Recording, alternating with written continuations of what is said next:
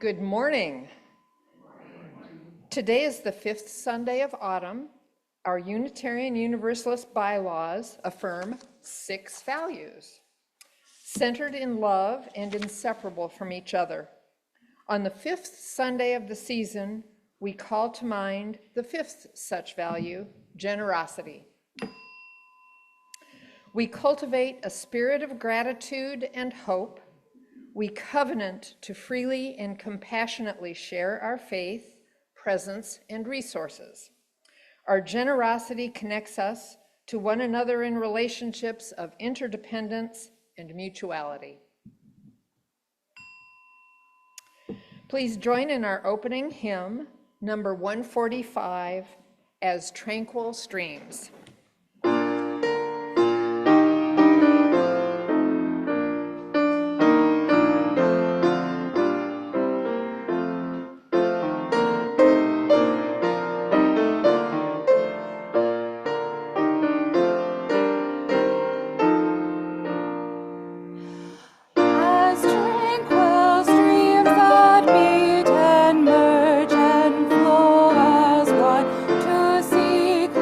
See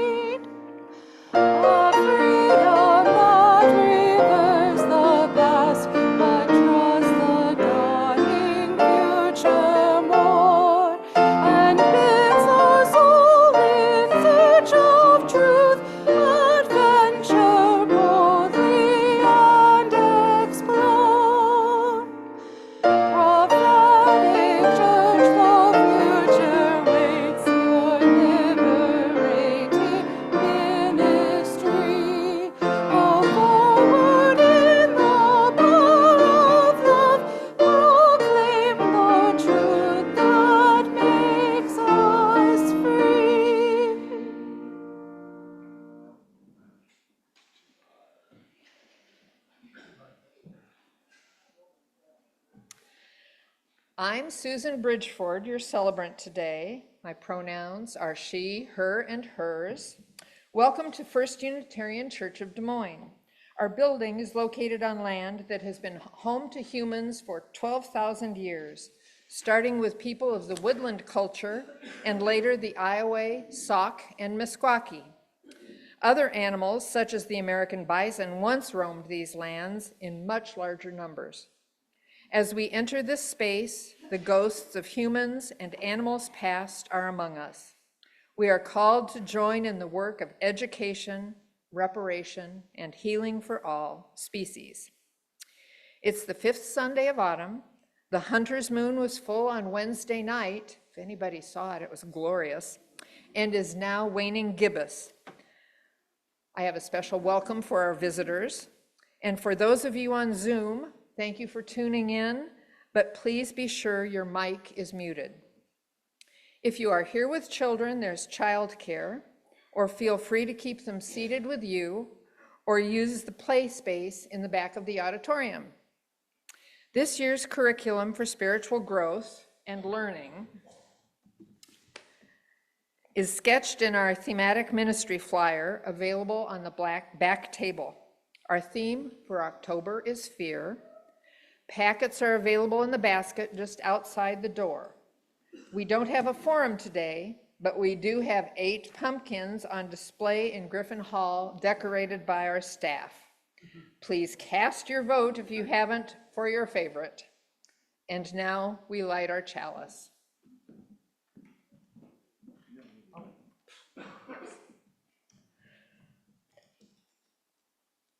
On the 5th Sunday of the season, we dedicate our chalice to the value of generosity. Please join me in the chalice lighting words from Griswold Williams in your order of service. Love is the doctrine of this congregation. The quest of truth is its sacrament, and service is its prayer. To dwell together in peace, to seek knowledge in freedom, to serve human need, to the end that all souls shall grow in harmony with the divine. Thus do we covenant.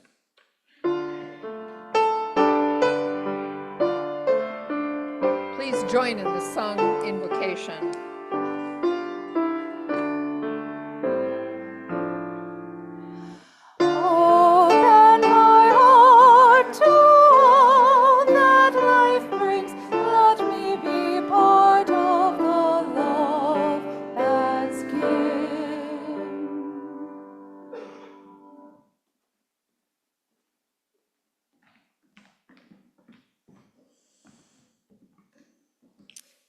Today's story for all ages is Avocado Feels a Bit Worried by Brenda Miles. Avi is an anxious avocado. He worries about everything. What if it's cloudy? What if it's rainy? What if it's sunny? So Avi stays inside away from everything that scares him. Thump! Thud! What was that?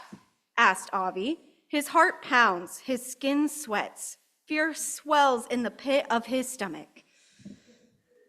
What if something fell from the sky? What if something's broken? What if I never know what happened? Avi tiptoes to the window. He peeks outside.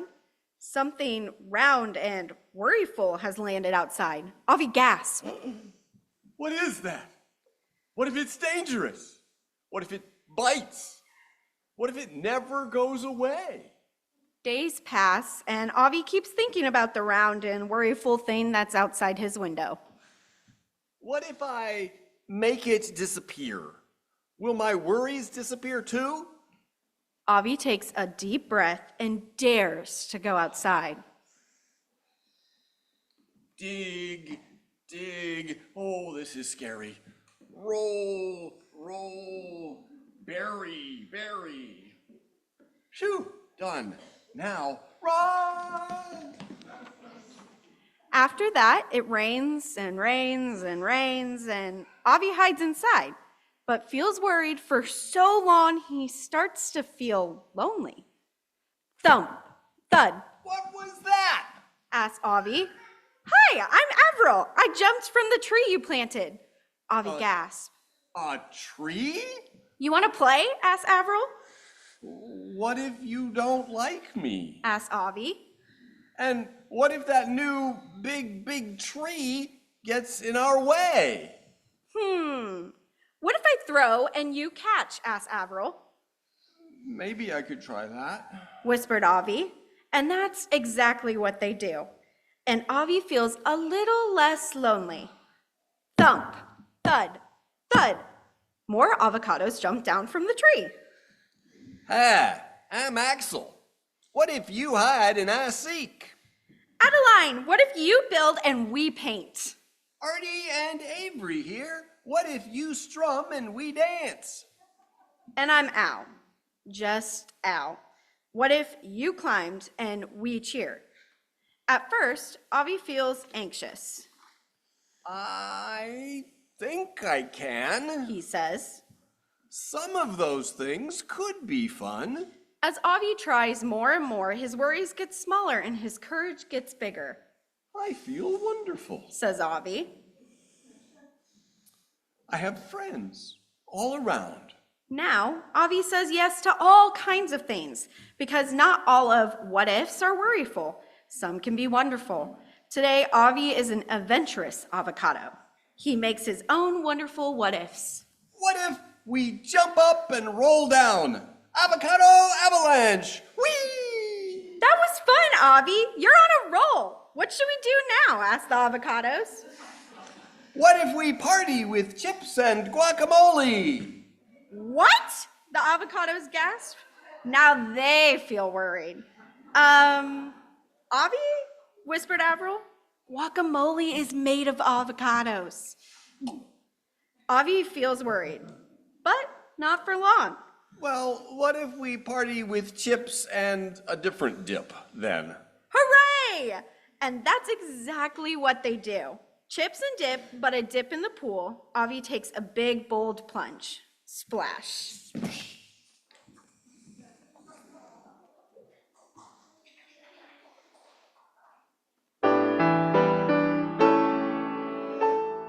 Go in joy, go in peace to meet the day.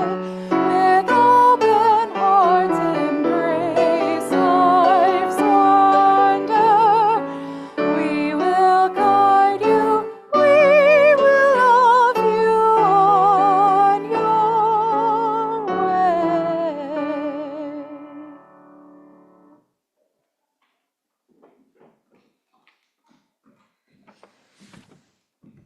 Good morning.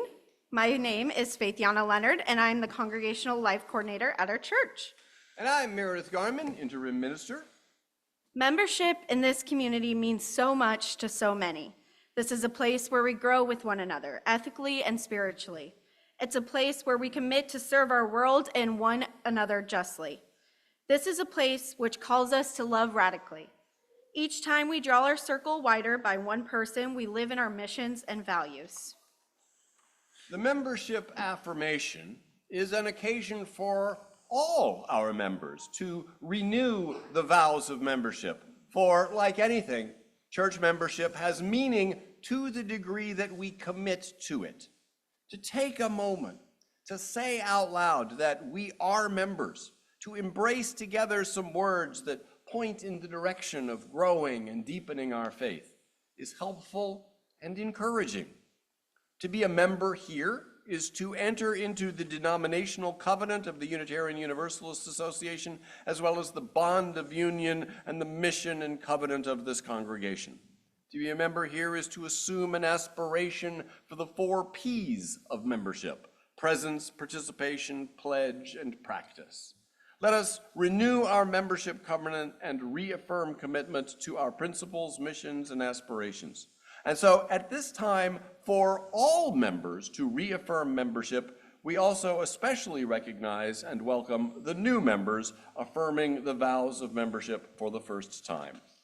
I will call the names of people who have joined since we last recognized new members. And if I call your name, if you're here, come on up and stand with faith in me. And if you're not here, then you don't have to. Elijah Evans, Anna Davis Evans, Susan Arnold, Hannah Garrison, Suzanne Freeman, and Marianne Summeray.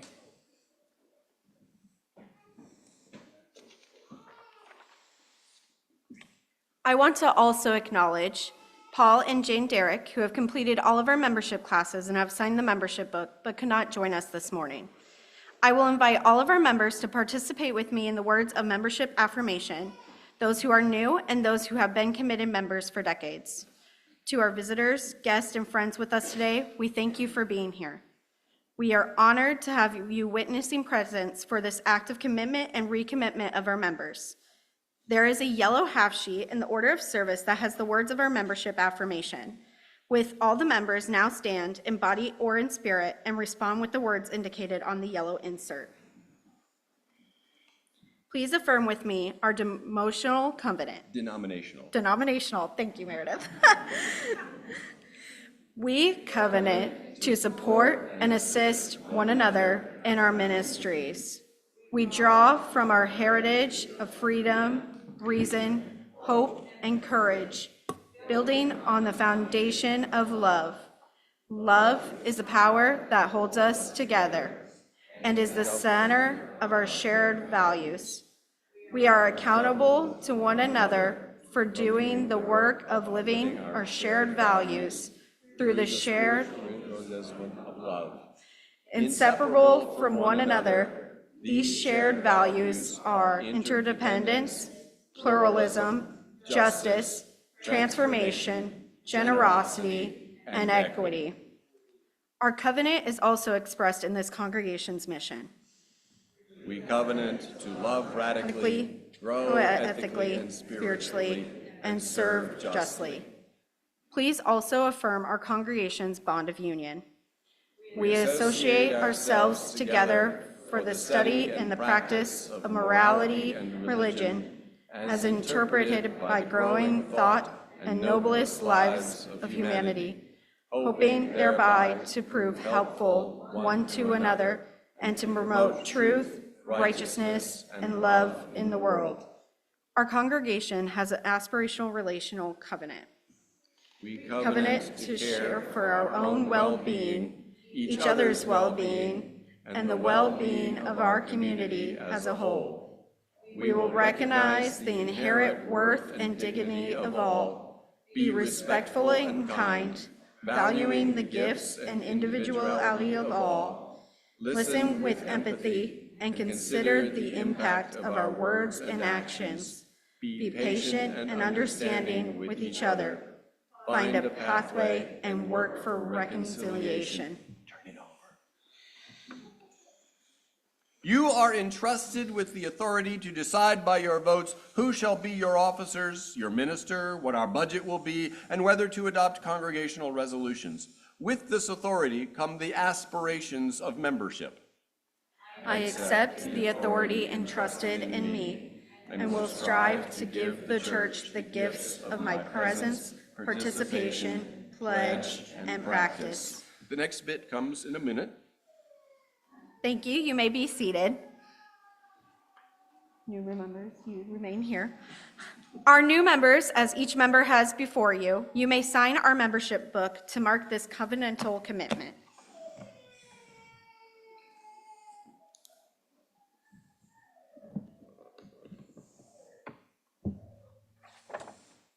Who would like to start? We can start down the one here. It's totally fine. We're so eager.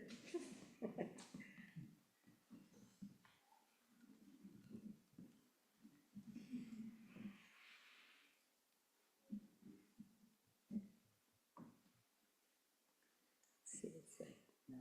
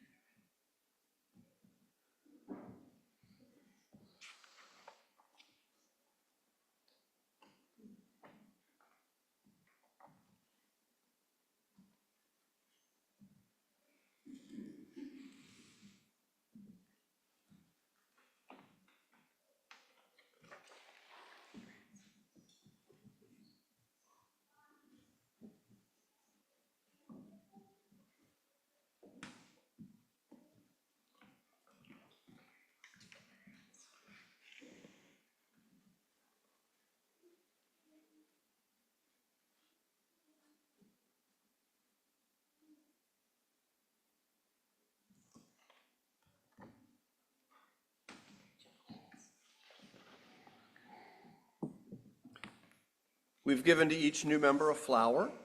For us, the flower is a symbol of our individual beauty in the midst of a welcoming and nurturing community, a symbol of the blossoming possibilities for us when we come together to be a faith community of memory and hope. And we have also given the Unitarian Universalist Pocket Guide, which I understand will meet all of your pocket dialing needs. Our newest members have joined with you today in the affirming covenants of membership. Let us honor them with the congregational pledge on the back of the insert from which we were just reading. Please say it with me. We, the members of First Unitarian Church, welcome you to our covenant and our shared journey to grow, serve, and love.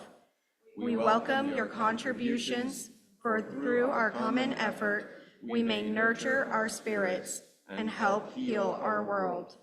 In gratitude, we accept the unique gifts you bring to our beloved community and your pledge of your presence, your participation, your Unitarian Universalist practice, and your support of our community. We pledge to support you and your families with friendship, goodwill, and respect. After the service, please heartily greet our new members with the right hand of fellowship and welcome. And let us now make an exception to our practice of not applauding during worship, but putting our hands together in appreciation of our new members.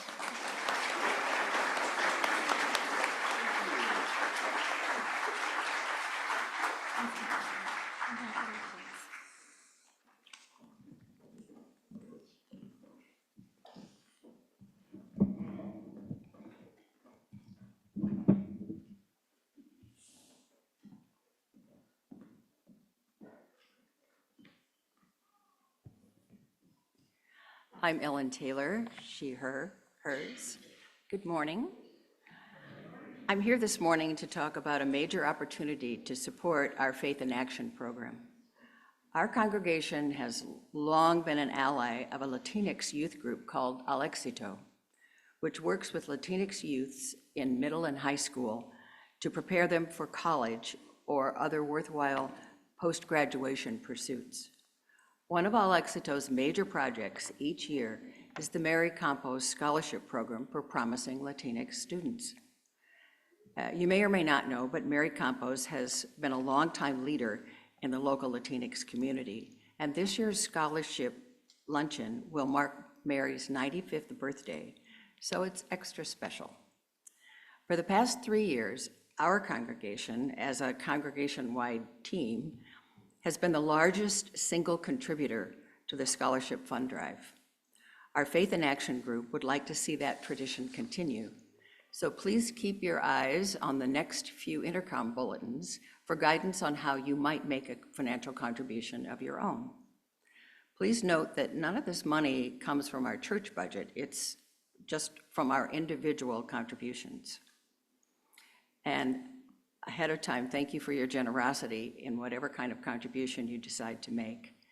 You'll be hearing more from us before the luncheon on November 14th. And if you can't contribute financially, we will also be offering opportunities for people to be volunteer helpers that day. So thank you.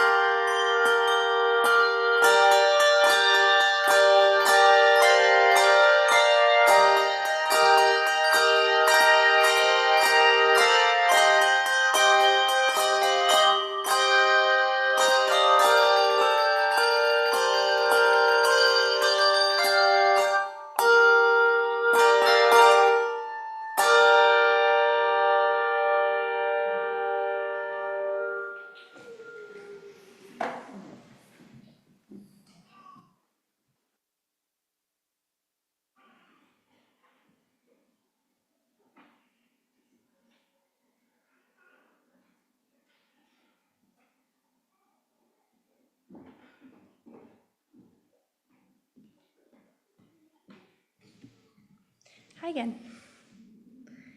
My name is Anna Davis Evans. My pronouns are she, her, hers, and I'm a pastoral care associate for our congregation. If you're going through any significant transition in your life, it can be helpful to process what you're feeling with a member of our pastoral care team. You can reach out to us at pastoralcareteam@ucdsm.org. We have the following joys and sorrows to share. This week, we are lifting up Anne Mowry, who had surgery this past Friday. We're wishing her a fast and full recovery. We're also keeping Walter Pearson in our thoughts as he's having knee replacement surgery this coming week. We fully expect him to be running around the church again soon.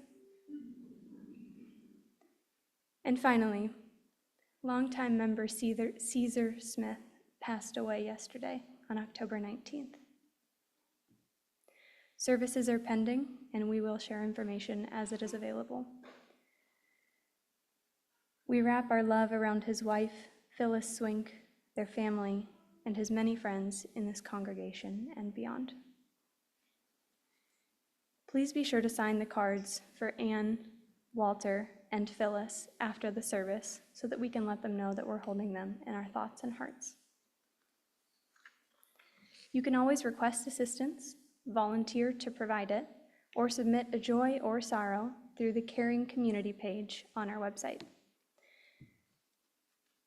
or by speaking to any member of the pastoral care team. Let us share now the names of anyone we know who could use some special care and attention. You may call these names out loud or type them into the chat. As we share these names, may the love of our community hold them all.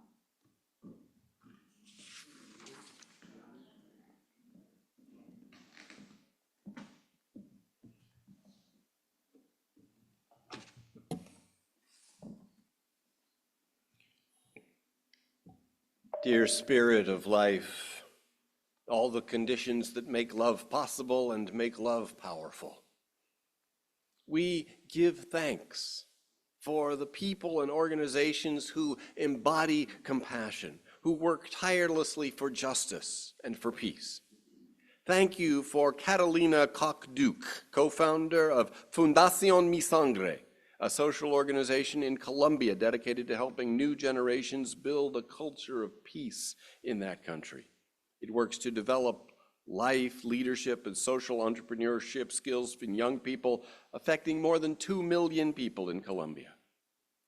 Thank you for Rudena Abdo, founder, chief executive officer, and president of Taki, a social impact nonprofit in Lebanon that delivers learning tools to schools catering to refugee and vulnerable children in the Middle East. By taking used computer hardware and ed tech software, it has delivered hope and educational opportunities to tens of thousands of children. Thank you to Shuchin Bajaj, founder and director of Ujala Cygnus Hospitals, which provides specialty and emergency healthcare in parts of India where no such facilities exist. Thank you for Li Jia, founder of Shenzhen Power Solution, a supplier of off-grid solar home systems in China, designed for 730 million people worldwide who lack access to electricity and rely on candles and kerosenes for lighting. Zia's company provides solar-powered light to nearly 50 million people with a heavy focus on sub-Saharan Africa, and has protected tens of thousands of children from respiratory diseases caused by kerosene and candles. Thank you for the team of scientists at Georgia Tech who developed a new device that can deliver therapeutic agents for the treatment of glaucoma. Their single-button device revolutionizes the administration of glaucoma therapeutics, makes it safe and easy for individuals with glaucoma to self-administer. Thank you for the people at Virginia State Parks who have equipped all 43 parks with special viewfinders for the colorblind. The lenses allow those with red-green color vision deficiency, which affects over 300 million people worldwide, to experience the full breadth of color inherent in the autumnal leaf displays, for which Virginia is famous. Thank you for all the people everywhere living lives of kindness and commitment to others. As our gratitude is boundless, so also is our grief, We remember this morning the suffering in Gaza, the struggle in Ukraine and Sudan, all those areas torn by violence, all those in our country affected by denial of reproductive justice. Only when we pay attention to all the world's suffering can we be agents of compassion to ease it.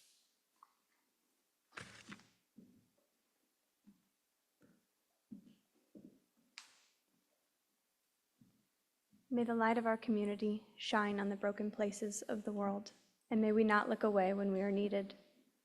May we confront what is cruel, heal what is broken, and delight in what is good. We light 3 candles, one for the joys and sorrows shared aloud, one for those shared in writing, and another for those held silently among us. For all of these, we now observe a minute of silence.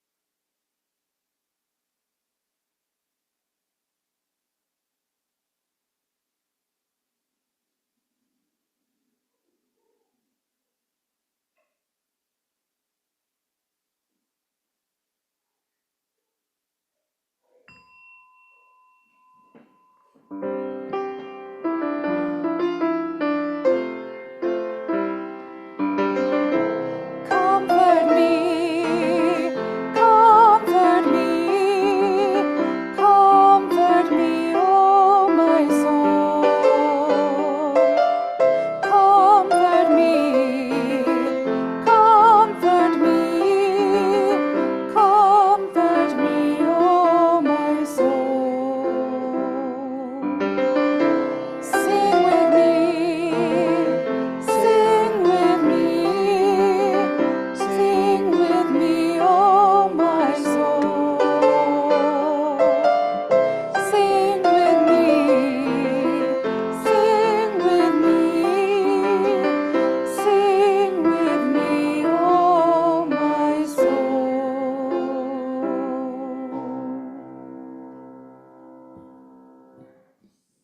So you found in your order of service today an envelope. So let me tell you something about what that's for.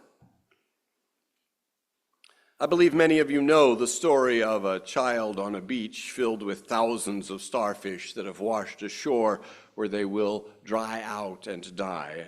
The child picks up one and throws it back into the ocean and then throws another one and then another. And a passing adult sees what the child is doing, looks at the vast number of starfish along the beach as far as the eye can see and says, "You'll never make a difference."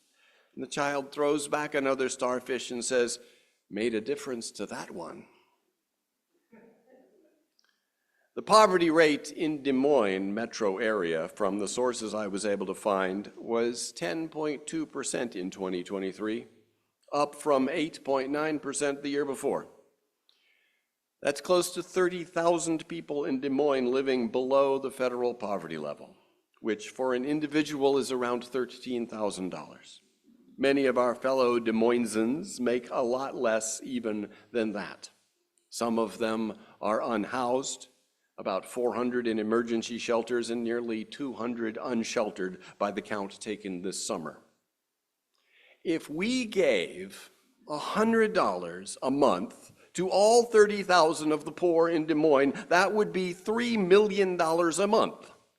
This congregation does not have the resources for that, nowhere close. but we can help that one, and then that one, and then that one. It has been my policy here, as in other congregations I have served, that anyone who comes in the door and needs help gets a check for $100. I have here, as I have in other places, a minister's discretionary fund by which the congregation empowers its minister to be charitable on its behalf. On your behalf, I have been giving out $100 checks to the poor and struggling of Des Moines. Some of them bring in an electric bill, a rent overdue document to show me. Some of them are unhoused and need basics. Some of them probably have substance abuse issues, though not in any way that I've been able to detect. I do know that studies show that by and large, those in poverty need cash. And when they get some, they tend to be pretty wise about knowing what they need and spending on that. So I talk to them a little bit. I hear a little of their stories. I try to build a relationship for 10 minutes so that when they leave, they'll have a check and also have had an experience of a little bit of empathy. This congregation budgeted $2,400 for the minister's discretionary fund this year, and I know it's only October, but I have issued $2,400 checks. Actually, more like $32 because there was another $800 in a restricted fund that I have now also gone through. Unless the minister's discretionary fund is replenished, I will have to begin turning people away. So the question for the congregation now is, given that we can't cure poverty, are there some more of our city's financially struggling people to whom we can give a little help? $100 is not much, but it's a lot to most of them. It makes a difference to that one, and the next one, and the next one, for as long as your generosity permits.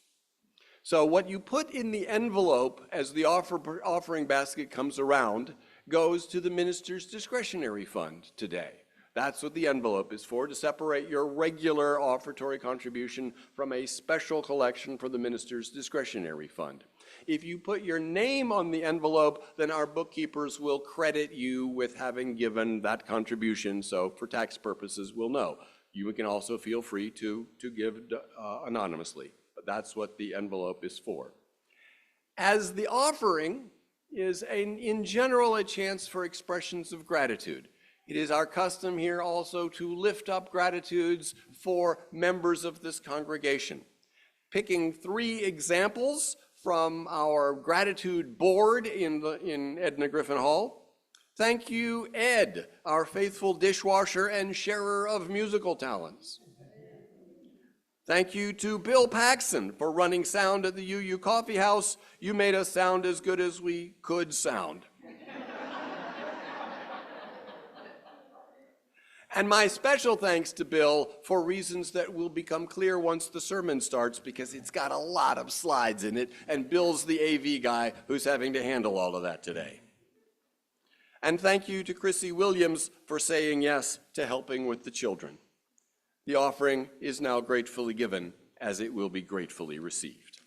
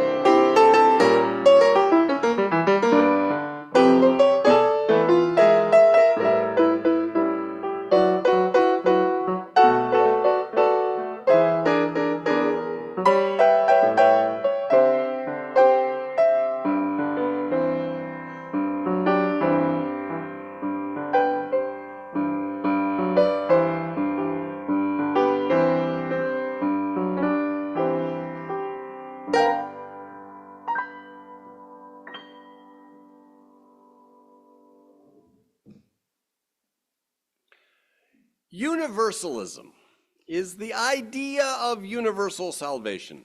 Heaven for everyone, there is no hell. Through Christian history, the concept of hell has been a mixture of attempting to discourage sin and a perverse schadenfreude enjoyment for the elect.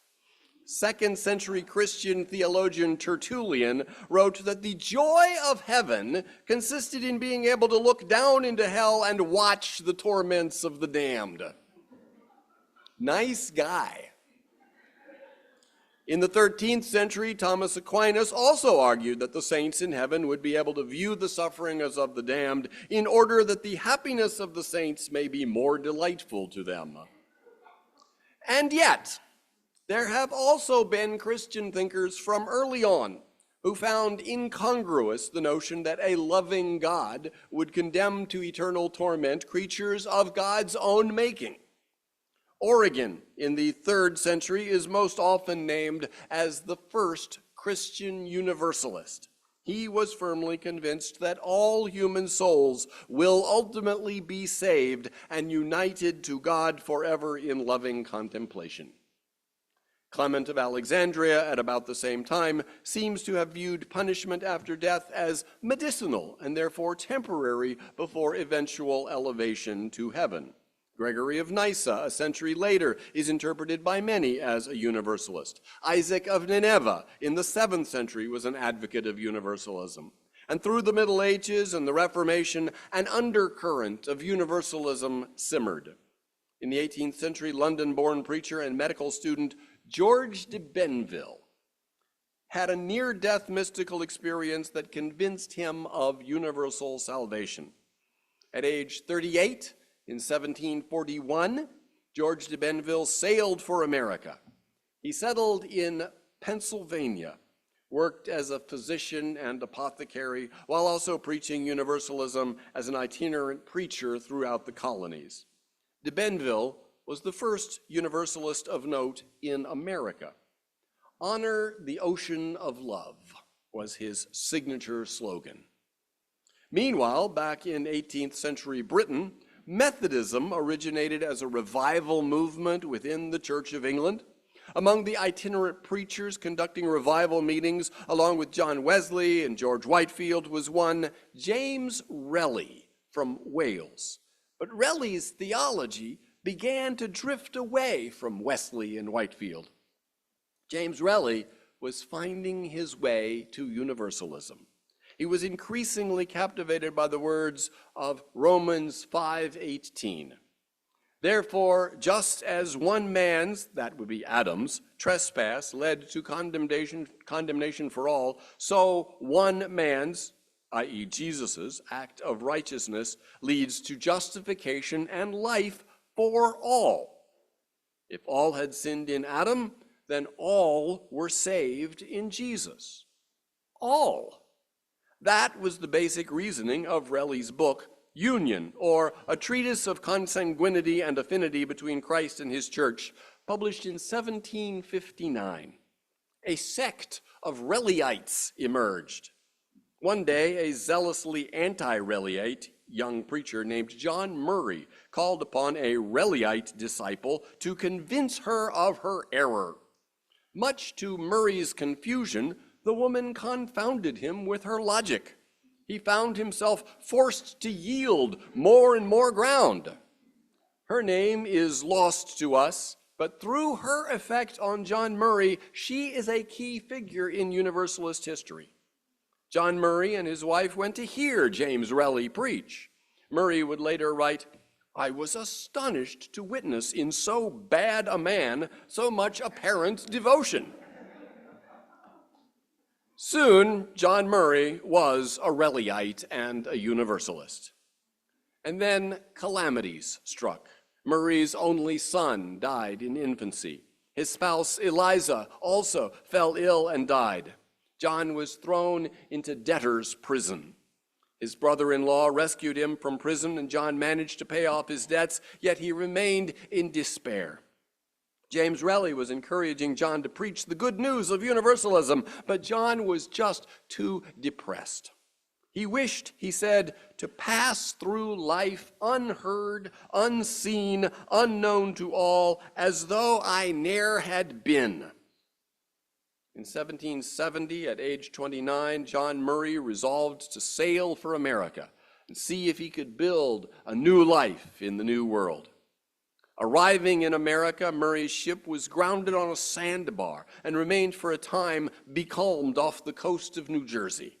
The captain sent Murray ashore on a foraging expedition, and that's where John Murray fatefully met Thomas Potter.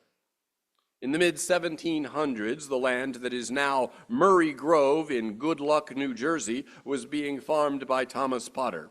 A member of a locally prominent family, he was illiterate, yet successful and deeply religious.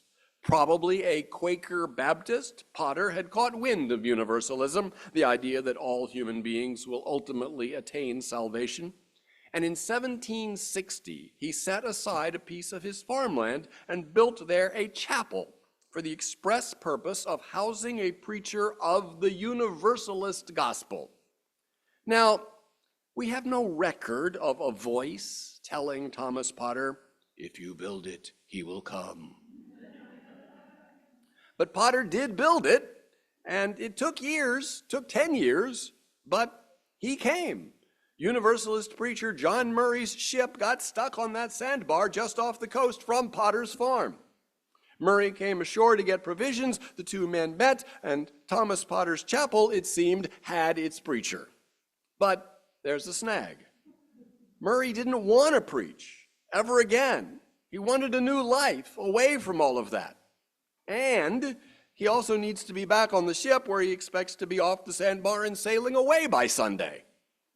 But Potter persists and somehow manages to extract a promise that if the wind doesn't change and the ship is still stuck on Sunday morning, Murray will come preach in Potter's chapel. Would the wind change? Though neither Potter nor Murray could have known it, the history of universalism in America hung in the balance. If the wind changes, it dislodges the ship, Murray is on his way, and maybe he never does preach again, as was his intention. The wind didn't change. And because it didn't, the development of American universalism did. Thomas Potter gathered a small congregation of his family and neighbors. John Murray preached in Potter's chapel. Potter loved it. Most of his neighbors loved it. Murray got back on the ship and went on to New York, but the encouragement and affirmation that he had received changed his mind about preaching. He was soon back again in New Jersey, and from there launched a popular itinerant preaching career. John Murray first preached in Thomas Potter's chapel in 1770. Murray returned to reside with Potter, itinerating from Virginia to New Hampshire until 1774, when he settled in Gloucester, Massachusetts, and established a congregation there out of a Reliite study group. He had previously declined settled positions in Philadelphia and New York and Portsmouth because he preferred itinerant preaching. But over 4 years of itinerating, his reputation as a Universalist grew, and with it, opposition.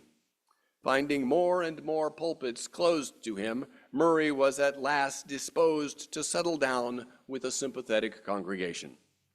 In the Revolutionary War, John Murray served as chaplain of the Rhode Island Brigade defending Boston. Because Murray did not believe in hell, other chaplains objected to him and petitioned to have him dismissed, but General George Washington intervened on Murray's behalf. In Gloucester, Murray met the author and philosopher Judith Sargent Stevens. They married in 1788. In 1793, he accepted a call to serve the Universalist Society of Boston, which he did until 1809, when a debilitating stroke ended his preaching. John Murray died in Boston in 1815. Once, when Murray was giving a lecture in Boston, someone threw a rock through the window, intending to injure or intimidate him. Murray calmly stepped over to where the rock rested, picked it up, and said, "This argument is solid and weighty, but it is neither rational nor convincing." Then, after his friends suggested that the situation might be too dangerous for him to proceed, he proclaimed that not all the stones in Boston, except they stop my breath, shall shut my mouth or arrest my testimony. After George de Benville, itinerant preacher of Universalist ideas, the first generation of those who built the institution and denomination of the Universalist Church in America was headed by John Murray. We come now to the second generation, the leading light of which was Hosea Ballou. The second generation brought some innovations in Universalist teaching. First generation leaders like John Murray held that there was no hell, but there was a purgatory, a temporary period of punishment of duration proportionate to one's wickedness before promotion to heaven. John Murray was also a Trinitarian. In the second generation, Hosea Ballou preached that there was neither hell nor purgatory, straight to heaven for everyone. Ballou also dropped Trinitarianism for a more Unitarian conception of God. And I'll get into that after our interlude. Bruce, how about something heavenly?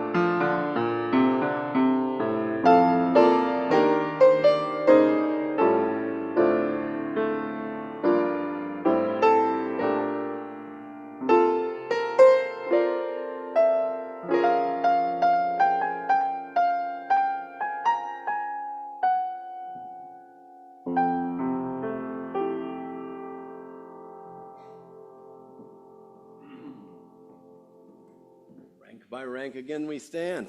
Thank you, Bruce. So before I say more about Hosea Ballou, I need to tell you about Caleb Rich.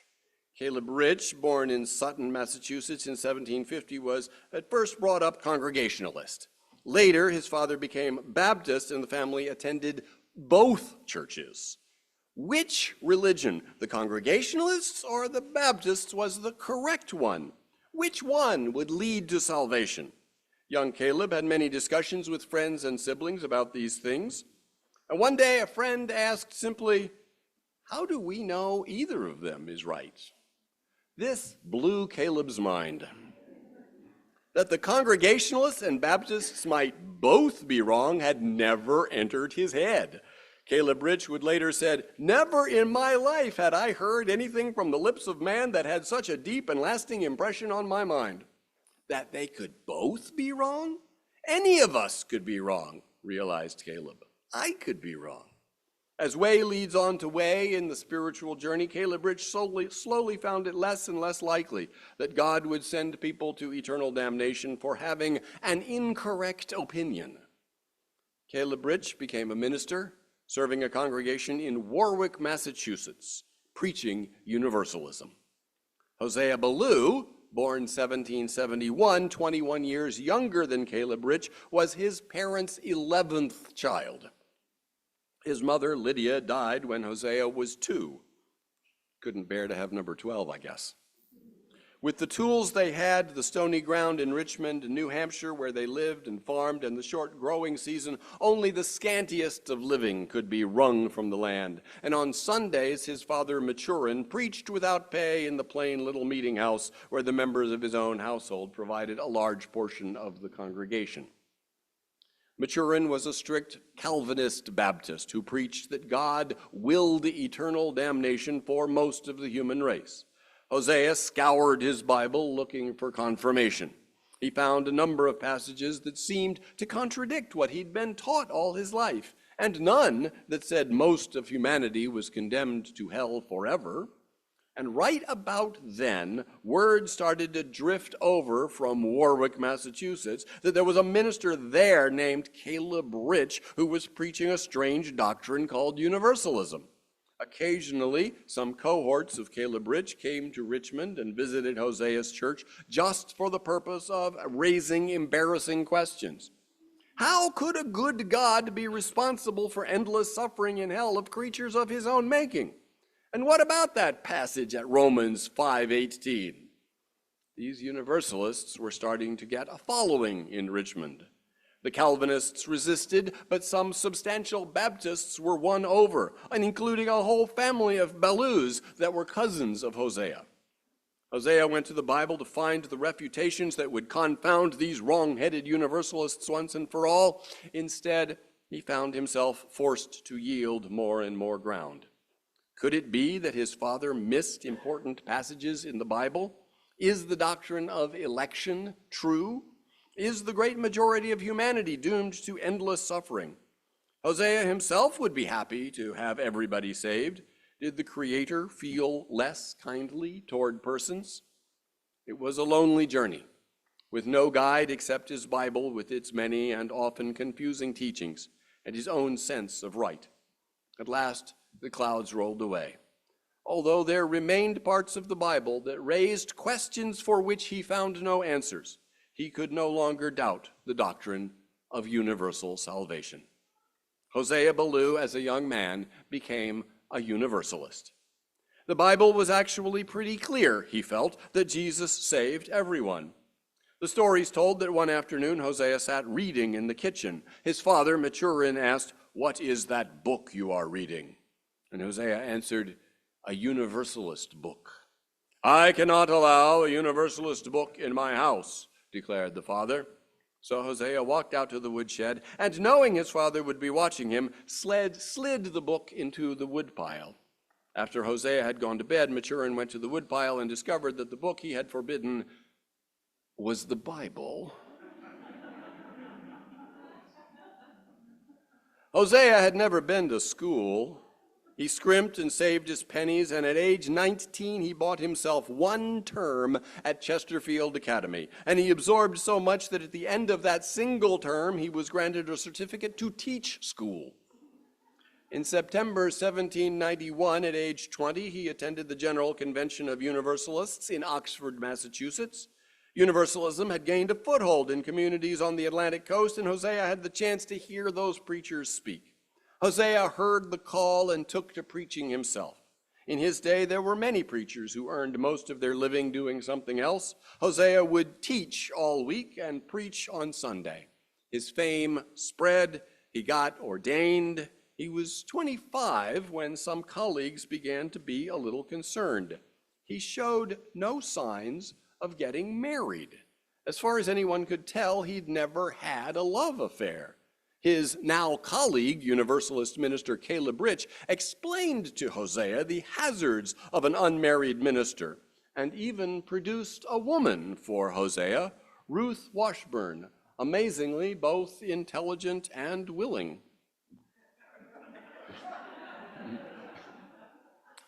The marriage was long, apparently happy, and produced 11 children. That seems to have been the rule. For Universalists, everyone goes to heaven. But for Universalists prior to Hosea Ballou, not everyone goes there right away. We endure, as noted, a period of punishment proportionate to our wickedness before advancing to the pearly gates.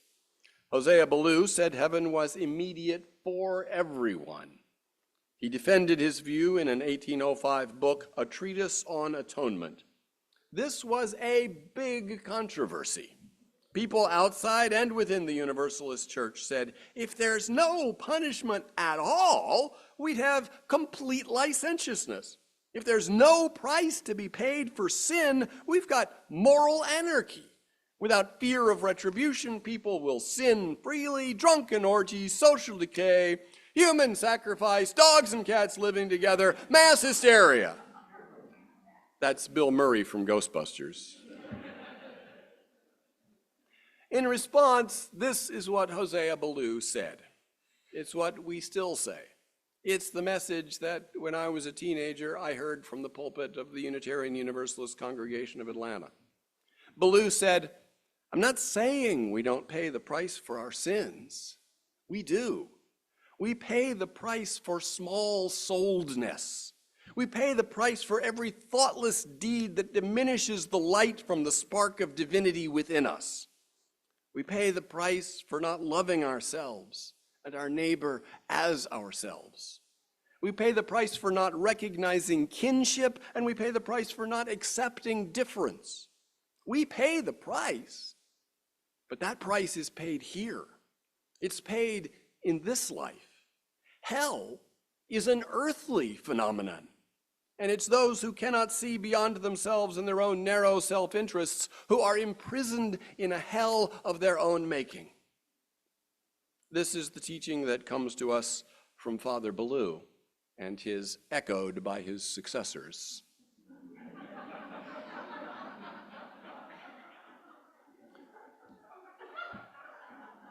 We are Unitarian Universalists. We are the confluence of two mighty streams, the Unitarian and the Universalist, that flowed together in 1961. And we are Universalists not because we believe what Hosea Ballou believed, but because we are the latest participants in the on-flowing stream of conversation that is Universalism, a stream the course of which Hosea Ballou 200 years ago redirected with his powerful ideas. His editorship of the Universalist magazine gave us our identity for more than a generation. His 1805 book, A Treatise on Atonement, is a major landmark in the development of our thought. In it, Ballou argued that Christ's act of atoning for our sins atoned for us all. We today might take it a step further and say that any act of courage and sacrifice redeems all of us. Jesus? Yes, if we read him as knowing what his ministry was risking and doing it anyway, then his courage redeems us. Socrates would not cease from his pursuit of truth even when he knew he'd be executed for it. His courage also redeems us. Katarzyna Wyglawa in the 16th century would not recant her truth that God was one and not three, even when she knew she'd be burned at the stake for it. Her courage redeems us. Francis of Assisi, Miguel Serveto, John Woolman, Mohandas Gandhi, Mother Teresa, Rosa Parks, Cesar Chavez, Martin Luther King Jr., Wangari Maathai, Stephen Biko, Rigoberto Menchú, Malala Yousafzai. Every act of imagination and vision and courage redeems the species that is capable of producing it. They show us of what we too are capable. That wasn't what Ballou meant by atonement, but it's what many of us understand as Ballou's conversation has evolved into ours. Amen.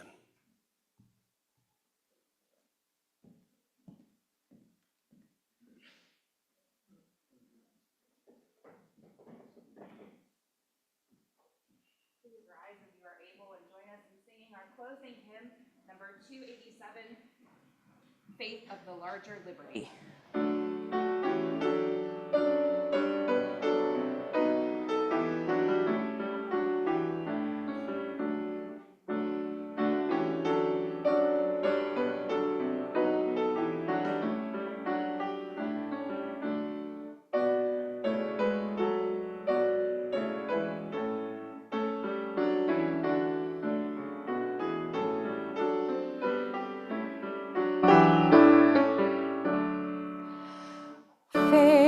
of the Lord, true liberty, source of the light expanding.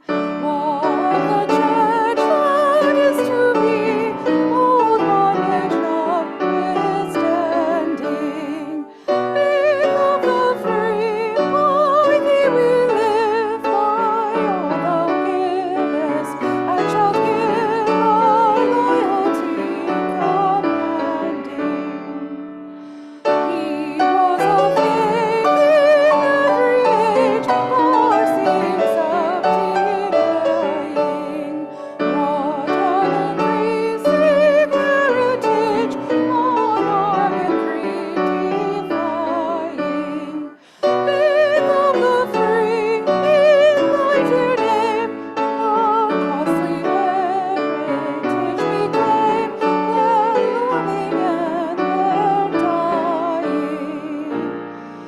Faith of the people everywhere, whatever their oppression, of all who make the world more fair, living in this confession. Faith of the free, what greater doubt, thy Lord of liberty, thy light shall be our blessed possession.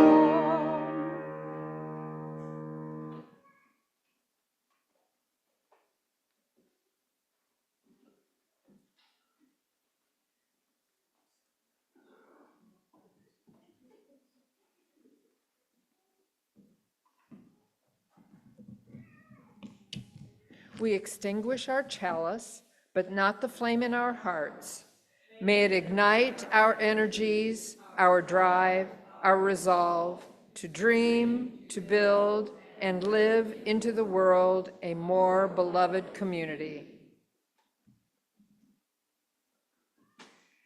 Work out your salvation with diligence.